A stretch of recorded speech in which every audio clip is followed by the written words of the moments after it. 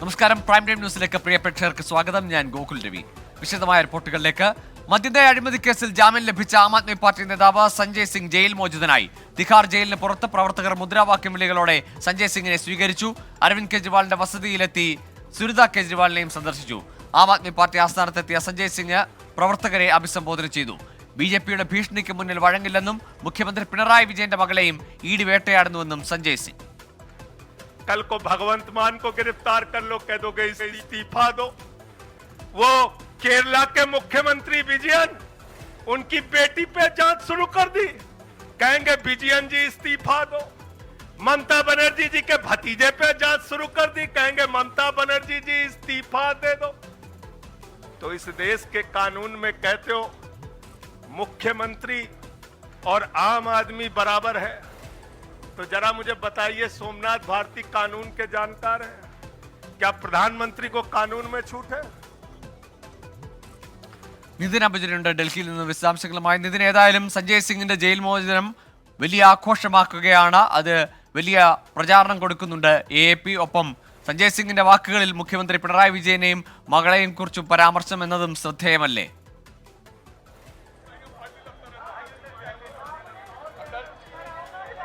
ഗോകുൽ, മദ്യനയ അഴിമതി കേസിൽ നിന്ന് ജാമ്യം ലഭിച്ച സഞ്ജയ് സിംഗിന് ഉജ്ജ്വല സ്വീകരണമാണ് പ്രവർത്തകർ നൽകിയത്. തിഹാർ ജയിലിന് പുറത്തെത്തിയ സഞ്ജയ് സിംഗിന് ഉജ്ജ്വല സ്വീകരണം നൽകി. അതിനുശേഷം നേരെ അരവിന്ദ് കെജ്രിവാളിന്റെ ഭാര്യയെ സന്ദർശിച്ചു, അവരുമായി കൂടിക്കാഴ്ച നടത്തി. പിന്നീടാണ് ആം ആദ്മി ആസ്ഥാനത്തെത്തിയത്. ഇവിടെ ഉജ്ജ്വല സ്വീകരണമാണ് നൽകിയത്. അല്പസമയം തന്നെ ജനങ്ങളെ അഭിസംബോധന ചെയ്ത ശേഷം സഞ്ജയ് സിംഗ് ഇപ്പോൾ ആം ആദ്മി പാർട്ടി ആസ്ഥാനത്തും പുറത്തേക്ക് ഇറങ്ങും. എന്തായാലും വലിയ ആഘോഷത്തോടുകൂടിയാണ് പ്രവർത്തകർ ഇപ്പോൾ സ്വീകരിച്ചത്. മാത്രമല്ല, എടുത്തു പറയേണ്ട ഒരു കാര്യം, അരവിന്ദ് കെജ്രിവാളിന്റെ അറസ്റ്റിനെ തുടർന്ന് പ്രതിരോധത്തിലായ ആം ആദ്മി പാർട്ടിക്ക് പുതുജീവൻ നൽകുന്നതാണ് സഞ്ജയ് സിംഗിന്റെ ജയിൽ മോചനം. ഇന്നിപ്പോൾ BJPക്കെതിരെ കടന്നാക്രമിച്ചാണ് സഞ്ജയ് സിംഗിന്റെ വാക്കുകൾ. ആം ആദ്മി പാർട്ടി പ്രക്ഷോഭത്തിൽ നിന്ന് പിറവിയെടുത്തതാണ്. ആ ഒരു സാഹചര്യത്തിൽ ആം ആദ്മി പാർട്ടിയെ ഇത്തരം ജയിലുകൾ കാണിച്ചോ അല്ലെങ്കിൽ കേസുകൾ കാണിച്ചോ ഭീഷണിപ്പെടുത്തേണ്ട സാഹചര്യമില്ല. ഇതിനൊന്നും തന്നെ വഴങ്ങില്ല. കുടുംബനാഥൻ ഇപ്പോഴും ജയിലിലാണ്. അതിന്റെ എല്ലാം തന്നെ മറുപടി ഓരോ വോട്ടിലൂടെയും നൽകണമെന്നാണ് ആവശ്യപ്പെട്ടിരിക്കുന്നത്. കൂടാതെ രാജ്യത്തെ പ്രതിപക്ഷ നേതാക്കൾ, അതിൽ എടുത്തു പറയേണ്ടത് മുഖ്യമന്ത്രി പിണറായി വിജയന്റെ മകളെയും അതോടൊപ്പം തന്നെ മമതാ ബാനർജി ഉൾപ്പെടെയുള്ള പ്രതിപക്ഷ നേതാക്കൾക്ക് നേരെയും ഇത്തരത്തിൽ ED ഇപ്പോൾ വേട്ടയാടുകയാണ്. ഇതിനെല്ലാം തന്നെ ശക്തമായ മറുപടി രാജ്യം നൽകേണ്ടതുണ്ട് എന്ന ഒരു പ്രതികരണമാണ് ഈ ജയിൽ മോചനത്തിന് ശേഷം അദ്ദേഹം ഇന്ന് അഭിസംബോധന ചെയ്യവേ ജനങ്ങളോട് ആവശ്യപ്പെട്ടിരിക്കുന്നത്. മാത്രമല്ല, ജനങ്ങൾ ഉജ്ജ്വല സ്വീകരണം നൽകിയപ്പോൾ തന്നെ എടുത്തു പറയേണ്ട മറ്റൊരു പ്രതികരണം അദ്ദേഹം നൽകിയിരിക്കുന്നത് BJPയെ പാഠം പഠിപ്പിക്കേണ്ട സമയം അതിക്രമിച്ചിരിക്കുന്നു. രാജ്യത്തെ അഴിമതിക്കാരെ എല്ലാം അവർ ചേർത്ത് പിടിച്ചാണ് ഇപ്പോൾ മുന്നോട്ട് പോകുന്നത്. അങ്ങനെ ഇരിക്കെ BJPക്ക് ശക്തമായ മറുപടി ഈ ലോക്സഭാ തെരഞ്ഞെടുപ്പിലും അതോടൊപ്പം തന്നെ ഡൽഹിയിലും നൽകണമെന്നൊരു ആവശ്യമാണ് ഉന്നയിച്ചിരിക്കുന്നത്. എന്തായാലും അല്പസമയത്തിനകം സഞ്ജയ് സിംഗ് ഇപ്പോൾ ആം ആദ്മി പാർട്ടി ആസ്ഥാനത്തും പുറത്തേക്ക് വരും. അതിനുശേഷം വലിയ ആഘോഷത്തോടെ തന്നെയാകും പിന്നീട് അദ്ദേഹത്തിന്റെ വസതിയിലേക്ക് പോവുക. നാളെ മുതൽ ശക്തമായ രീതിയിൽ തന്നെ പ്രചരണത്തിനായി രംഗത്തിറക്കാനാണ് ഇപ്പോൾ തീരുമാനിച്ചിരിക്കുന്നത്. മാത്രമല്ല, അരവിന്ദ് കെജ്രിവാളിന്റെ അറസ്റ്റിലുള്ള ഒരു പ്രതിഷേധം അത് തുടരാൻ തന്നെ ഇപ്പോൾ തീരുമാനിച്ചിട്ടുണ്ട്.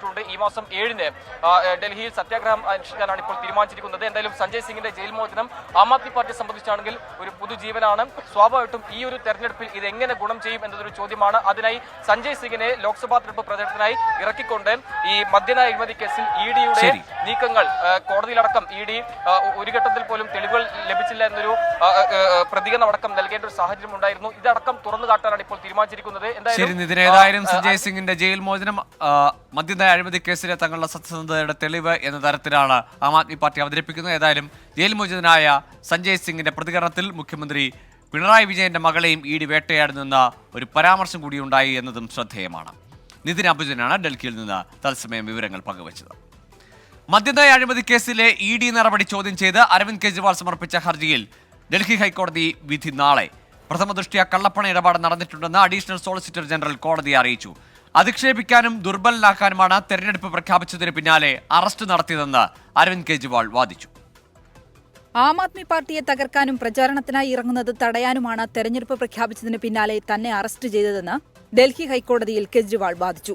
PMLA ചട്ടം 50 അനുസരിച്ച് കെജ്രിവാളിന്റെ മൊഴി വീട്ടിൽ നിന്ന് രേഖപ്പെടുത്താൻ പോലും ED ശ്രമിച്ചില്ലെന്നും കെജ്രിവാളിന്റെ അഭിഭാഷകൻ അഭിഷേക് മനു സിംഗ്വി കോടതിയെ അറിയിച്ചു.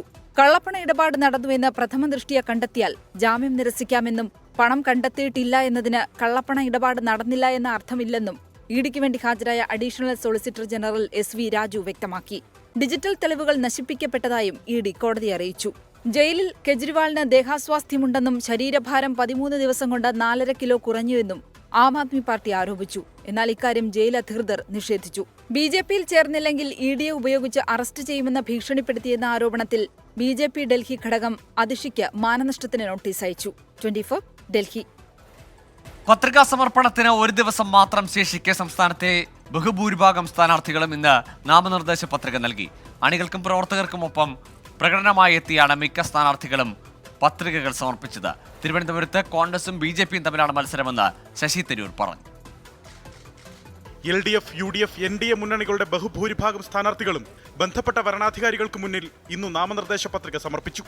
തിരുവനന്തപുരത്തെ UDF സ്ഥാനാർത്ഥി ശശി തരൂർ നേതാക്കൾക്കൊപ്പം കളക്ടറേറ്റിലെത്തി പത്രിക സമർപ്പിച്ചു. 2014 കണ്ടുപോലെയും രണ്ട് പാർട്ടികളാണ് കുറച്ചും കൂടി കൂടുതൽ മത്സരത്തിൽ മുന്നോട്ട് എന്ന് കാണുന്നു. അതിൽ ഞങ്ങൾ തന്നെ മുന്നോട്ട് എന്നതിൽ സംശയമില്ല. പക്ഷേ രണ്ടാമത്തെ സ്ഥാനത്തിൽ എല്ലാവരുടെയും കാണുന്നത് BJP തന്നെയാണ്.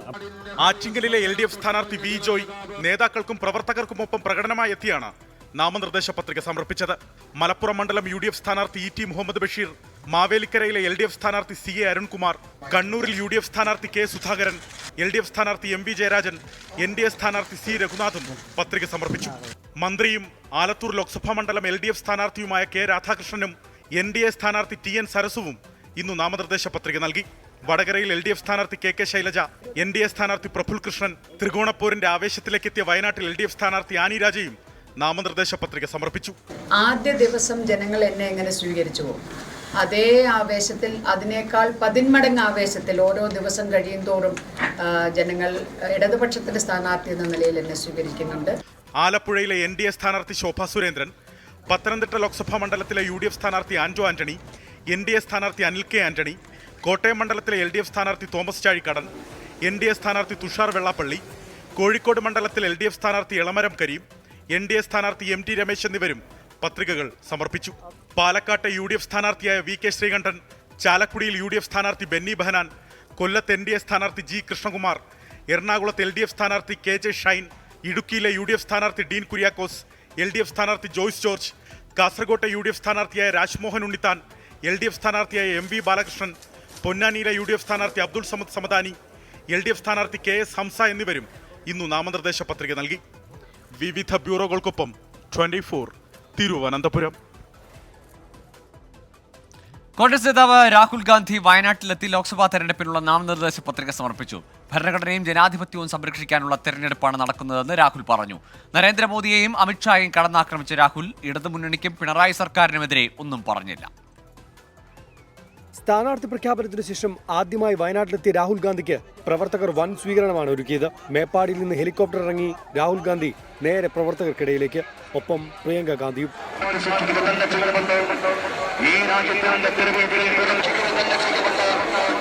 പിന്നീട് വമ്പൻ road show. AICC general secretary KC Venugopal, പ്രതിപക്ഷ നേതാവ് VD സതീശൻ തുടങ്ങിയ മുതിർന്ന കോൺഗ്രസ് നേതാക്കൾ രാഹുൽ ഗാന്ധിയെ അനുഗമിച്ചു. വയനാട്ടിലെ ജനങ്ങളുടെ പോരാട്ടത്തിൽ മുന്നിലുണ്ടാകുമെന്ന് രാഹുൽ ഗാന്ധിയുടെ ഉറപ്പ്. There is the issue of man-animal conflict. There is the night road issue. There is the medical college issue. It's a fight that all the people of Wayanad agree on, and I stand with them in this fight. തുടർന്ന് കളക്ടറേറ്റിലേക്ക് എത്തിയ രാഹുൽ ഗാന്ധി പത്രിക സമർപ്പിച്ചു. നാമനിർദ്ദേശ പത്രിക സമർപ്പിച്ചതിനു ശേഷം കൽപ്പറ്റയിലെ മരവയൽ കോളനിയിലും രാഹുൽ ഗാന്ധി എത്തി.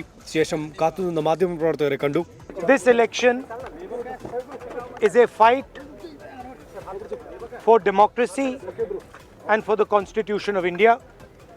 On one side are the forces that want to destroy the democracy of this country.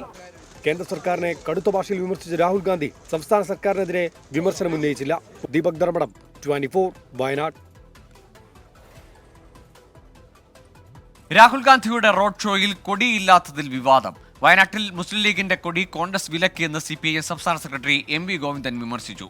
ലീഗിന്റെ കൊടി ഒഴിവാക്കിയത് BJPയെ ഭയന്നെന്ന് CPIM കുറ്റപ്പെടുത്തി. അതേസമയം എല്ലാവരുടെയും ഹൃദയത്തിലാണ് രാഹുൽ ഗാന്ധിയുടെ സ്ഥാനമെന്ന് രമേശ് ചെന്നിത്തല പ്രതികരിച്ചു. രാഷ്ട്രീയ പാർട്ടികളുടെ അസ്തിത്വമാണ് പതാകകൾ. പക്ഷെ വയനാട്ടിൽ രാഹുൽ ഗാന്ധി എത്തിയപ്പോൾ ഒരിടത്തും പതാകകൾ ഉയർന്നില്ല. കൈപ്പത്തി ചിഹ്നമുള്ള മൂവർണ്ണക്കൊടിയോ ചന്ദ്രക്കലയും നക്ഷത്രവുമുള്ള മുസ്ലിം ലീഗിന്റെ ഹരിത പതാകയോ മുന്നണിയിലെ മറ്റു പാർട്ടികളുടെ കൊടികളോ ഒരിടത്തും ഉയർന്നില്ല. പകരം വർണ്ണ ബലൂണുകൾ, രാഹുൽ ഗാന്ധിയുടെ ചിത്രമുള്ള പ്ലക്കാർഡുകൾ എന്നിവ മാത്രം.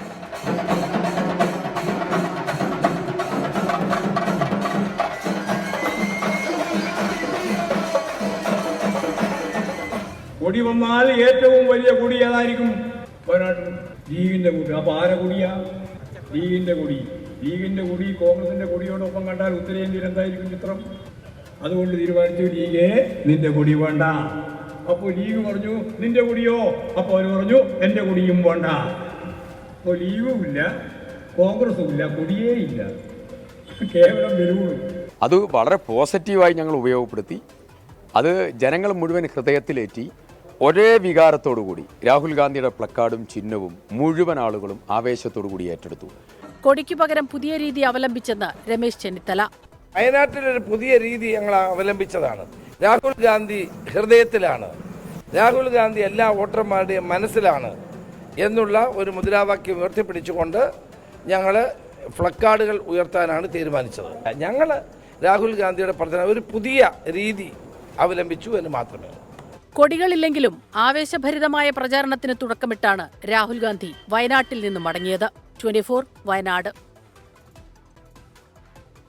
തിരുവനന്തപുരത്ത് ശശി തരൂരിനെതിരെ മത്സരിക്കുമെന്ന് യൂത്ത് കോൺഗ്രസ് സംസ്ഥാന സെക്രട്ടറി സ്ഥാനം രാജിവെച്ച ഷൈൻലാൽ പാർട്ടിയിൽ യുവാക്കൾക്ക് പരിഗണനയില്ലെന്ന് ആരോപിച്ചാണ് സ്വതന്ത്ര സ്ഥാനാർത്ഥിയായി മത്സരിക്കുക. ഒരു വിഭാഗം പ്രവർത്തകർ വിമതയോഗം ചേർന്നാണ് തീരുമാനമെടുത്തത്. പാർട്ടിയിൽ നിന്നുള്ള നിരന്തര അവഗണനയിൽ പ്രതിഷേധിച്ചാണ് രാജിയെന്ന് യൂത്ത് കോൺഗ്രസ് സംസ്ഥാന ജനറൽ സെക്രട്ടറി സ്ഥാനം രാജിവെച്ച ഷൈൻലാൽ. യൂത്ത് കോൺഗ്രസ് സംസ്ഥാന ഭാരവാഹിത്വം രാജിവെക്കുന്ന കാര്യം കരമനയിൽ വിമതയോഗം വിളിച്ചാണ് ഷൈൻലാൽ പ്രഖ്യാപിച്ചത്. തിരുവനന്തപുരത്ത് ശശി തരൂരിനെതിരെ സ്വതന്ത്ര സ്ഥാനാർത്ഥിയായി മത്സരിക്കുമെന്നും ഷൈൻലാൽ പ്രഖ്യാപിച്ചു. കഴിഞ്ഞ കുറച്ചു കാലങ്ങളായി യൂത്ത് കോൺഗ്രസിൽ സ്വതന്ത്രരായി മത്സരിച്ച് വരുന്ന ചെറുപ്പക്കാർ അങ്ങേയറ്റം ഒറ്റപ്പെടുന്ന സാഹചര്യമാണ് കണ്ടുവരുന്നത്. 2009 മുതലുള്ള തെരഞ്ഞെടുപ്പിൽ എന്നെ സഹായിക്കുകയും എന്നെ വിജയിപ്പിക്കുവാൻ എന്നോടൊപ്പം അഹോരാത്രം പ്രയത്നിച്ച എല്ലാ പ്രവർത്തകരുടെയും താല്പര്യം അനുസരിച്ച് തിരുവനന്തപുരം പാർലമെന്റിൽ സ്വതന്ത്ര സ്ഥാനാർത്ഥിയായി നോമിനേഷൻ കൊടുക്കുവാനാണ് തീരുമാനിച്ചിരിക്കുന്നത്. പിന്നോക്ക വിഭാഗത്തെ അവഗണിക്കുന്നു എന്നതടക്കം ഗുരുതര ആരോപണങ്ങളും സംസ്ഥാന നേതൃത്വത്തിനെതിരെ ഷൈൻലാൽ ഉന്നയിക്കുന്നു. വരും ദിവസങ്ങളിൽ കൂടുതൽ പേർ പാർട്ടി വിടുമെന്നും ഷൈൻലാൽ അവകാശപ്പെടുന്നു. സംഘടനാ പുനഃസംഘടന മുതൽ യൂത്ത് കോൺഗ്രസിലും പാർട്ടിയിലും നിലനിൽക്കുന്ന പ്രശ്നങ്ങളാണ് നിലവിലെ പൊട്ടിത്തെറിക്ക് കാരണമെന്നാണ് സൂചന. 24 തിരുവനന്തപുരം. SDPI UDF പിന്തുണ പ്രഖ്യാപിച്ചതിലെ വാക്പോര് തുടരുന്നു. ഈ തെരഞ്ഞെടുപ്പിൽ സഹായിച്ചാൽ അടുത്ത തദ്ദേശ തെരഞ്ഞെടുപ്പിൽ സഹായിക്കാമെന്നാണ് SDPI UDF ധാരണയെന്ന് CPIM സംസ്ഥാന സെക്രട്ടറി MV ഗോവിന്ദൻ. കോൺഗ്രസിന് പാകിസ്ഥാന്റെ ഭാഷയാണെന്ന് കേരളത്തിന്റെ ചുമതലയുള്ള BJP നേതാവ് പ്രകാശ് ജാവ്ദേക്കർ കുറ്റപ്പെടുത്തി.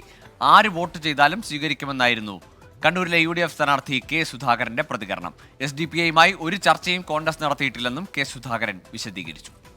SDPIയുമായിട്ട് KC വേണുഗോപാലിനും അതുപോലെ തന്നെ VD സതീശനും സുധാകരനും ഉൾപ്പെടെ 3 വട്ടം ചർച്ച ചെയ്ത് ഇപ്രാവശ്യം പാർലമെന്റ് തെരഞ്ഞെടുപ്പിൽ ഞങ്ങളെ സഹായിച്ചാൽ അടുത്ത തദ്ദേശ സ്വയംഭരണ സ്ഥാപനത്തിലെ തെരഞ്ഞെടുപ്പിലും അതിനുശേഷമുള്ള അസംബ്ലി തെരഞ്ഞെടുപ്പിലും നിങ്ങൾക്ക് ആവശ്യമായ പിന്തുണ നൽകാമെന്ന കരാറടിസ്ഥാനപ്പെടുത്തി ഈ തെരഞ്ഞെടുപ്പിൽ ഇടതുപക്ഷ ജനാധിപത്യ മുന്നണിക്കെതിരായി UDFന് അനുകൂലമായി വോട്ട് ചെയ്യാൻ SDPI എന്ന 6 പിന്തിരിപ്പൻ വർഗീയ വിഭാഗം തീരുമാനിച്ചിരിക്കുകയാണ്. Rahul Gandhi will file nomination. I want to raise one question. Why you took SDPI support? Because they are not sure of what is going to happen. I always find this curious why Congress every time speaks language of terrorists, language of Pakistan and language of China. This is never heard of. This was not the Congress earlier. Congress support of SDPI, and is it only for Kerala? It can be in other states also, Karnataka and many other states. ഞങ്ങളുടെ ഇലക്ഷന് ആര് support ചെയ്താലും ഞങ്ങൾ vote വാങ്ങും. ഏത് സ്ഥാനാർത്ഥിയും vote വാങ്ങും. ഞങ്ങൾ തമ്മിൽ സഖ്യം നടന്നിട്ടില്ല, ചർച്ച പോലും നടന്നിട്ടില്ല, പാർട്ടി തലത്തിൽ ചർച്ച നടന്നിട്ടില്ല, അങ്ങനെ ഒരു തീരുമാനം ഞങ്ങൾ എടുത്തിട്ടില്ല. പിന്നെ ആർക്കും കോൺഗ്രസിൻ്റെ സ്ഥാനാർത്ഥിക്ക് വോട്ട് ചെയ്യാം, കാരണം അത് കോൺഗ്രസ് സ്ഥാനാർത്ഥിയുടെ മിടുക്കാണ്, ഈ പാർട്ടിയുടെ ഏറ്റവും വലിയ അംഗീകാരമാണ്. അവർക്ക് ഞങ്ങൾക്ക് വോട്ട് ചെയ്യണമെന്ന് അവർക്ക് തോന്നിയാൽ ഞങ്ങൾക്ക് അതിനകത്ത് തർക്കമില്ല, അവർ വോട്ട് ചെയ്യും. കിഴക്കമ്പലത്ത് 2020യുടെ മെഡിക്കൽ സ്റ്റോർ പൂട്ടിയ നടപടി ഹൈക്കോടതി സ്റ്റേ ചെയ്തു. രാഷ്ട്രീയ പ്രചാരണത്തിന് ഉപയോഗിക്കരുതെന്ന ഉപാധിയോടെയാണ് മെഡിക്കൽ സ്റ്റോർ തുറക്കാൻ കോടതി അനുമതി നൽകിയത്. ആവശ്യമായ നിർദ്ദേശങ്ങൾ തെരഞ്ഞെടുപ്പ് കമ്മീഷന് നൽകാമെന്നും കോടതി വ്യക്തമാക്കി.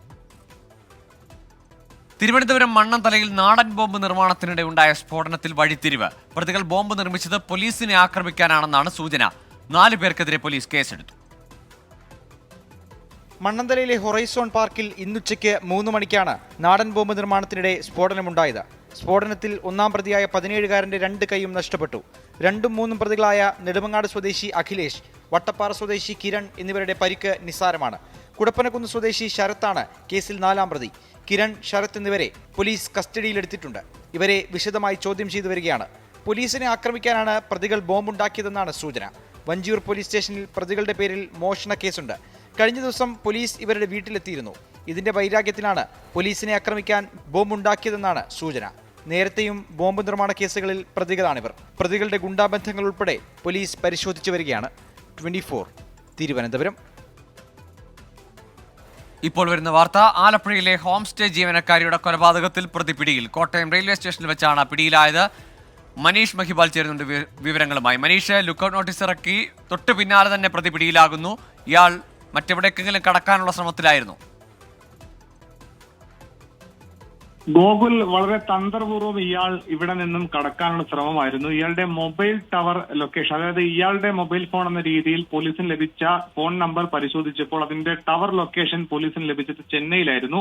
ഇത് പോലീസിന് വലിയ രീതിയിൽ ആശയക്കുഴപ്പം ഉണ്ടാക്കി. പക്ഷേ പോലീസ് റെയിൽവേ സ്റ്റേഷൻ, ബസ് സ്റ്റാൻഡുകളൊക്കെ തന്നെ ഇയാളുടെ ഫോട്ടോ വെച്ച് പോലീസ് നടത്തിയ തിരച്ചിലാണ് മണിക്കൂറുകൾക്കകം തന്നെ ഇയാളെ കോട്ടയം റെയിൽവേ സ്റ്റേഷനിൽ നിന്ന് പിടികൂടാൻ സാധിച്ചത്. ഇയാളെ നിലവിൽ കോട്ടയത്ത് നിന്ന് അമ്പലപ്പുഴ ഡിവൈഎസ്പി ഓഫീസിലേക്ക് കൊണ്ടുവരികയാണ്. ഇയാൾ തന്നെയാണ് പ്രതി എന്നാണ് പോലീസ് സംശയിക്കുന്നത്.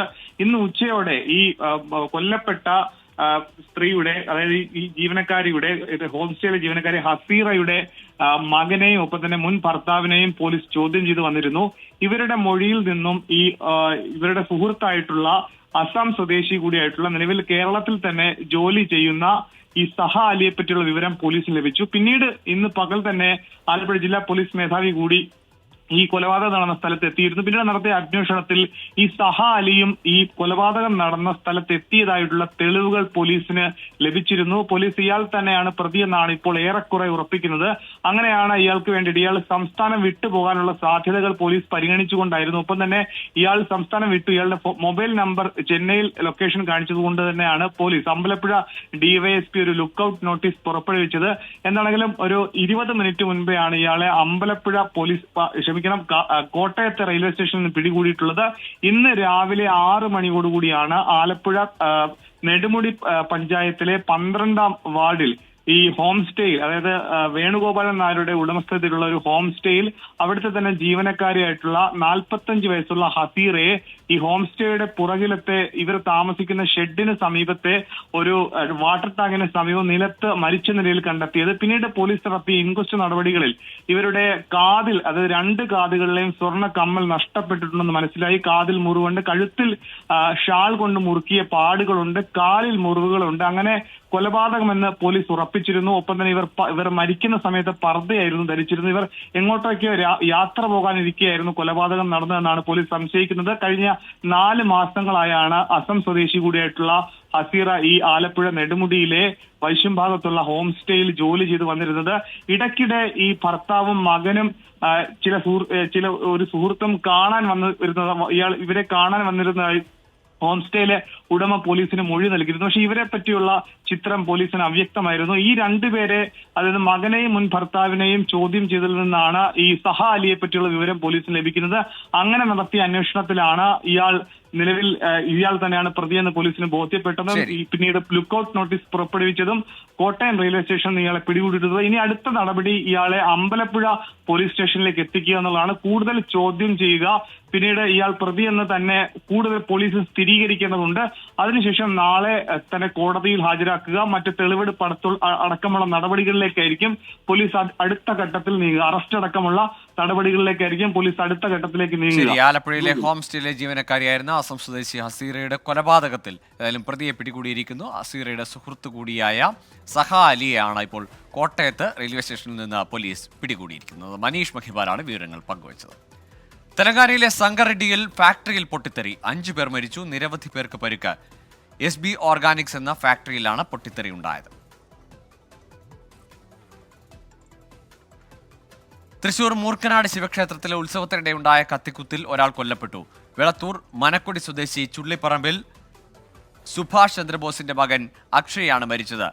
5 പേർക്ക് ഗുരുതരമായി പരിക്കേറ്റു. ഉത്സവത്തിന്റെ ഭാഗമായുള്ള വെടിക്കെട്ട് കഴിഞ്ഞതിന് തൊട്ട് പിന്നാലെയാണ് സംഭവം. ആനന്ദപുരം സ്വദേശി കൊല്ലപ്പറമ്പിൽ ഷിജുവിന്റെ മകൻ സഹിൽ, മൂർക്കനാട് സ്വദേശി കരിക്കപ്പറമ്പിൽ പ്രജിത്ത്, കൊടകര സ്വദേശി മഞ്ചേരി വീട്ടിൽ മനോജ്, ആനന്ദപുരം സ്വദേശി പൊന്നിയത്ത് വീട്ടിൽ സന്തോഷ്, തൊട്ടിപ്പാൾ സ്വദേശി നെടുമ്പാൾ വീട്ടിൽ നിഖിൽ എന്നിവരാണ് പരിക്കേറ്റ് ചികിത്സയിൽ കഴിയുന്നവർ. ഇരിങ്ങാലക്കുട ഡിവൈഎസ്പി കുഞ്ഞിമൊയ്തീന്റെ നേതൃത്വത്തിൽ അന്വേഷണം ആരംഭിച്ചിട്ടുണ്ട്. യാത്രക്കാരൻ ട്രെയിനിൽ നിന്ന് തള്ളിയിട്ട് കൊലപ്പെടുത്തിയ TTE വിനോദിന് നാടിന്റെ കണ്ണീരിൽ കുതിർന്ന യാത്രാമൊഴി. ഏലൂർ പാതാളത്തെ ശ്മശാനത്തിലായിരുന്നു സംസ്കാരം. നൂറുകണക്കിന് ആളുകളാണ് മഞ്ഞുമലിലെ വീട്ടിൽ അന്ത്യാഞ്ജലി അർപ്പിക്കാൻ എത്തിയത്.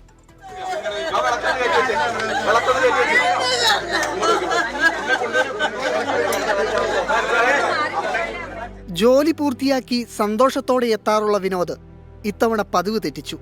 ഛേദനയേറ്റ ശരീരമായി വിനോദ് എറണാകുളം മഞ്ഞുമലിലെ വീട്ടിലേക്ക് എത്തിയപ്പോൾ ബന്ധുക്കൾക്കും സുഹൃത്തുക്കൾക്കും ദുഃഖം താങ്ങാൻ കഴിഞ്ഞില്ല.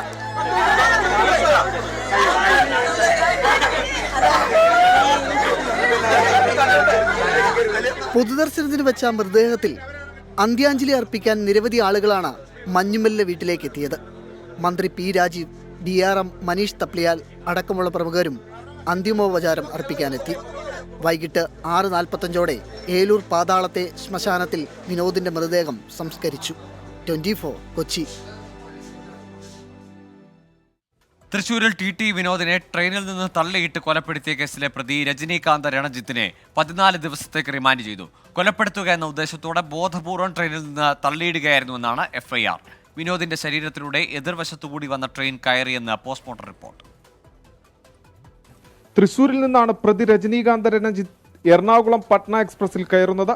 ടിക്കറ്റ് എടുക്കാതെയുള്ള യാത്ര S11 കമ്പാർട്ട്മെന്റിൽ. ഇതിനിടെ പരിശോധനയ്ക്കെത്തിയ TTE V. വിനോദ് നിയമലംഘനത്തിന് 1000 രൂപ പിഴ ചുമത്തി.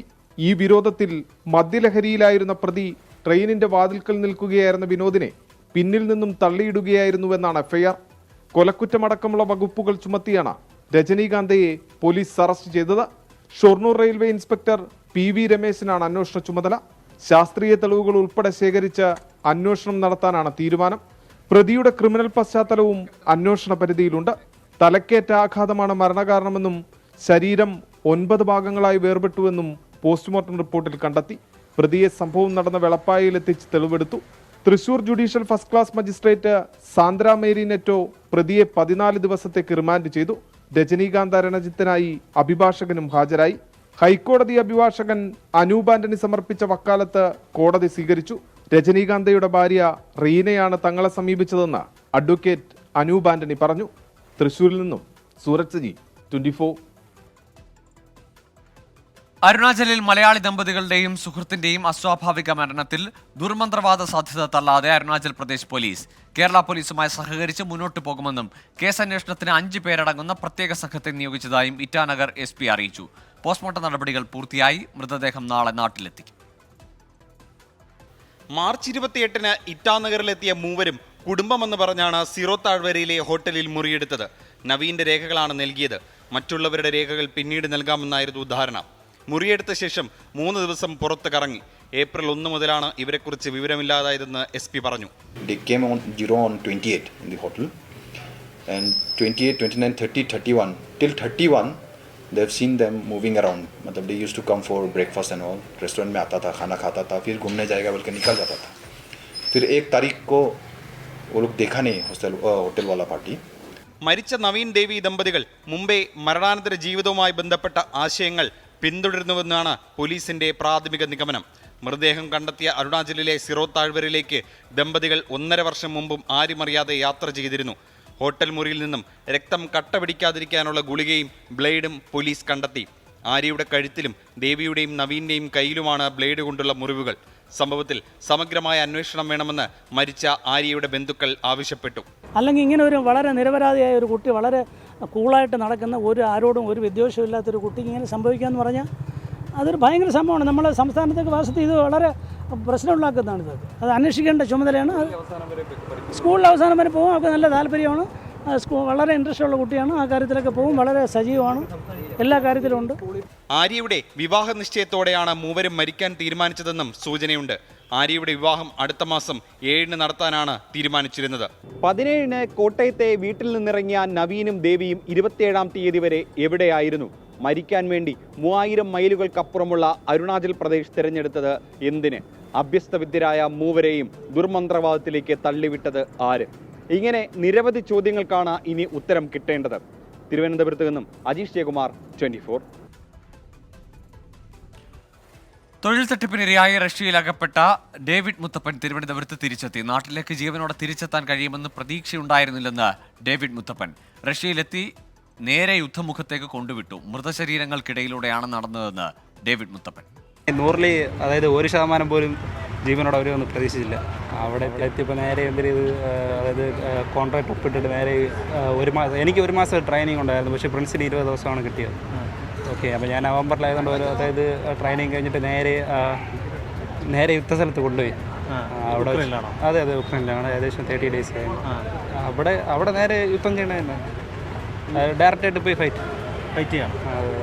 ഇതൊക്കെയെന്ന് വെച്ച് കഴിഞ്ഞാൽ എവിടെ തിരിഞ്ഞാലും ശവം കത്തണതും പിന്നെ എല്ലാം ഫുള്ള് ഡെഡ് ബോഡി. അതായത് നമുക്ക് എന്തൊരു പറയാനാണ്, അതായത് നമ്മൾ ആദ്യമായിട്ട് കാണുമ്പോൾ നമുക്ക് ഇത്തിരി പേടി തോന്നും. അതിനുശേഷം നമുക്ക് ശീലാവെന്ന് പറയത്തില്ലേ, അത് എവിടെ തിരിഞ്ഞാലും അത് തന്നെ അവസ്ഥ. പിന്നെ എന്താ പറയണം, യുദ്ധമല്ലേ, അപ്പോൾ അങ്ങനെയൊക്കെ ഉണ്ടാവും. അഖിൽ ഷാൻ സാർ ചേരുന്നുണ്ട് തിരുവനന്തപുരത്ത് നിന്ന് വിശദാംശങ്ങളുമായി. അഖിൽ ഷാ, വലിയ ആശ്വാസം ഡേവിഡിന്റെ വാക്കുകളിലുണ്ട്. ഇത് സംബന്ധിച്ച ഇവരെ ചതിച്ചത് വഞ്ചിച്ചത് ആരാണ് എന്ന സംബന്ധിച്ചുള്ള അന്വേഷണം പുരോഗമിക്കുന്നുണ്ടല്ലോ അല്ലേ? ഗോകുൽ, തീർച്ചയായിട്ടും ഇതുമായി ബന്ധപ്പെട്ടുള്ള അന്വേഷണം CBIയുടെ നേതൃത്വത്തിൽ കാര്യമായി തന്നെ നടക്കുന്നുണ്ട്. ഏറ്റവും പ്രധാനമായും നമുക്കിപ്പോൾ പറയാനുള്ളത്, ഇന്ന് രാത്രിയാണ് ഡൽഹിയിൽ നിന്ന്, കഴിഞ്ഞ ദിവസമാണ് ഡൽഹിയിൽ ഈ ഡേവിഡ് മുത്തപ്പൻ എത്തിയത്. അവിടെ നിന്ന് ഇന്ന് രാത്രിയാണ് തിരുവനന്തപുരം തമ്പാനൂർ റെയിൽവേ സ്റ്റേഷനിൽ ഇദ്ദേഹം എത്തിയത്. അതിന് പിന്നാലെയായിരുന്നു മാധ്യമങ്ങളോട് പ്രതികരിച്ചത്. ഏറ്റവും പ്രധാനമായും അവിടെ എത്തി ഈ മൃതദേഹങ്ങൾക്ക് ഇടയിലൂടെ നടന്ന കഥകൾ ഉൾപ്പെടെയാണ് അദ്ദേഹം പറഞ്ഞത്. ആ നടുക്കത്തിൽ നിന്ന് ഇതുവരെ മുക്തനാകാൻ കഴിഞ്ഞിട്ടില്ല എന്നുള്ള കാര്യവും അദ്ദേഹം വ്യക്തമാക്കുന്നുണ്ട്. എന്തായാലും ഇവിടെ എത്തിയതിൽ, നാട്ടിലെത്തിയതിൽ വലിയ സന്തോഷവും അദ്ദേഹം പ്രകടിപ്പിക്കുന്നുണ്ട്. ഏറ്റവും പ്രധാനമായും ഇവിടെ നിന്ന് റഷ്യയിലേക്ക് എത്തിയതിനു ശേഷം 1 മാസത്തെ ട്രെയിനിങ് ആണ് ഇവർക്ക് ഈ ഡേവിഡ് മുത്തപ്പൻ എന്നയാൾക്ക് നൽകിയത്. അതിന് പിന്നാലെ നേരിട്ട് തന്നെ യുദ്ധഭൂമിയിലേക്ക് ഇറക്കി വിടുകയാണ് ഉണ്ടായതെന്നുള്ളൊരു കാര്യവും അദ്ദേഹം പറയുന്നുണ്ട്. എന്തായാലും വളരെ ആശ്വാസകരമായ ഒരു വാർത്തയാണ്, അല്ലെങ്കിൽ വളരെ ആശ്വാസകരമായ ഒരു കാര്യമാണ് ഇപ്പോൾ തിരുവനന്തപുരത്ത് അദ്ദേഹം എത്തിച്ചേർന്നുള്ളൊരു കാര്യം. ഒപ്പം ഈ വി മുരളീധരനും അതുപോലെ തന്നെ ശശി തരൂരിനും അദ്ദേഹം നന്ദി പറയുകയുണ്ട്. അവരുടെ കാര്യമായ ഇടപെടൽ തന്നെ തിരിച്ചെത്തിക്കുന്നതിൽ അവരുടെ കാര്യമായ ഇടപെടൽ ഉണ്ടായെന്നും ഡേവിഡ് മുത്തപ്പൻ വ്യക്തമാക്കുന്നു. ഗോകുൽ, ശരി അഖിൽ, ഏതായാലും മരണമുഖത്തു നിന്നാണ് അവർ മടങ്ങിയെത്തുന്നത്. വലിയ ആശ്വാസം അവരുടെ വാക്കുകളുണ്ട്. പക്ഷേ അവിടുത്തെ കാഴ്ചകളുടെ നടുക്കം ഇപ്പോഴും വിട്ടുമാറിയിട്ടില്ല. വികസന മുരടിപ്പും കർഷക പ്രശ്നങ്ങളും ദേശീയ രാഷ്ട്രീയ സാഹചര്യങ്ങളും സജീവ ചർച്ചയായി 24 തെരഞ്ഞെടുപ്പ് സംവാദവേദി ഇവിടെ രാഷ്ട്രീയം പറയാം. പാലക്കാട് മണ്ഡലത്തിലെ കോട്ട മൈതാനത്താണ് ഇന്ന് സംവാദം നടന്നത്. മുന്നണികളുടെ വീറും വാശിയും വ്യക്തമാക്കുന്നതായിരുന്നു പാലക്കാട് കോട്ട മൈതാനത്ത് സംഘടിപ്പിച്ച തെരഞ്ഞെടുപ്പ് സംവാദം. VK ശ്രീകണ്ഠൻ MPയുടെ വികസന കുതിപ്പിനെ പ്രകീർത്തിച്ച UDF പ്രതിനിധി OK ഫാറൂഖ് കേന്ദ്ര സംസ്ഥാന സർക്കാർ നടപടികളെ കടുത്ത ഭാഷയിൽ വിമർശിച്ചു. ഭരിക്കുന്ന ഗവൺമെന്റ് പൊതുമേഖലാ സ്ഥാപനങ്ങളെല്ലാം വിറ്റുതുലയ്ക്കാനുള്ള തീരുമാനമാണ്. പാലക്കാട് കോച്ച് ഫാക്ടറിക്ക് വേണ്ടി 14 തവണ കേന്ദ്രമന്ത്രിയെ കണ്ടു. 2 റെയിൽവേ വകുപ്പ് മന്ത്രിമാരെ ബഹുമാനായ ശ്രീ VK ശ്രീകണ്ഠൻ കണ്ടു. അതിനുശേഷം പാർലമെന്റിൽ അവതരിപ്പിച്ചു. അപ്പോൾ പറഞ്ഞത് ഇനി കോച്ച് ഫാക്ടറി നൽകില്ല. കേന്ദ്ര സർക്കാരിനെ അതിരൂക്ഷമായി വിമർശിക്കുന്നതിനൊപ്പം തന്നെ സിറ്റിംഗ് MPയുടെ പോരായ്മകൾ ചൂണ്ടിക്കാണിക്കുന്നതായി LDF പ്രതിനിധി നിതിൻ കണിച്ചേരിയുടെ വാദങ്ങൾ. തങ്ങൾക്കെതിരായി നിൽക്കുന്ന ആളുകളെ മുഴുവൻ ജയിലിലടയ്ക്കാൻ ED ഉപയോഗിച്ച് CBI ഉപയോഗിച്ച് ഈ ഏതെങ്കിലും ഒരു പ്രതിപക്ഷ പാർട്ടിയുടെ നേതാവ് പ്രതിപക്ഷത്ത് നിന്നാൽ ED വരും. BJPക്കൊപ്പം പോയാൽ കേസില്ല. അതെങ്ങനെ അങ്ങനെ ഈ രാജ്യത്തിനകത്ത് നടക്കുക? BJPയിൽ പോകില്ല എന്ന് പറയാൻ കോൺഗ്രസിന്റെ നേതാക്കൾക്ക് പറ്റുമോ? നിങ്ങളുടെ നേതാക്കളായിരുന്ന അനിൽ ആന്റണിയും വേണുഗോപാലും ഒക്കെ എന്തുകൊണ്ട് BJPയിൽ പോയി എന്ന് നിങ്ങളൊന്ന് വിശദീകരിച്ചാൽ മതി.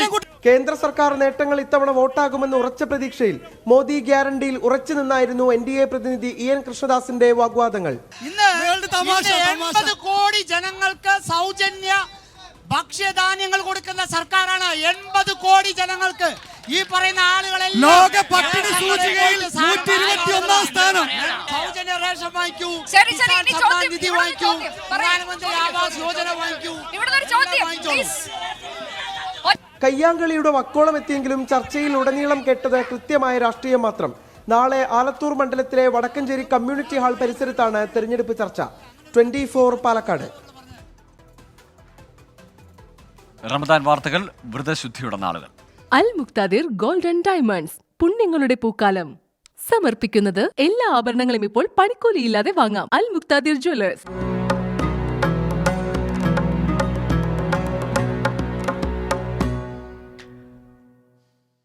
നാളത്തെ നോമ്പുതുറ സമയം. അൽ മുക്താദിർ ഗോൾഡൻ ഡയമണ്ട്സ് നോമ്പുതുറ സമയം സമർപ്പിക്കുന്നത് എല്ലാ ആഭരണങ്ങളും ഇപ്പോൾ പണിക്കൂലിയില്ലാതെ വാങ്ങാം. അൽ മുക്താദിർ ജ്വല്ലേഴ്സ്.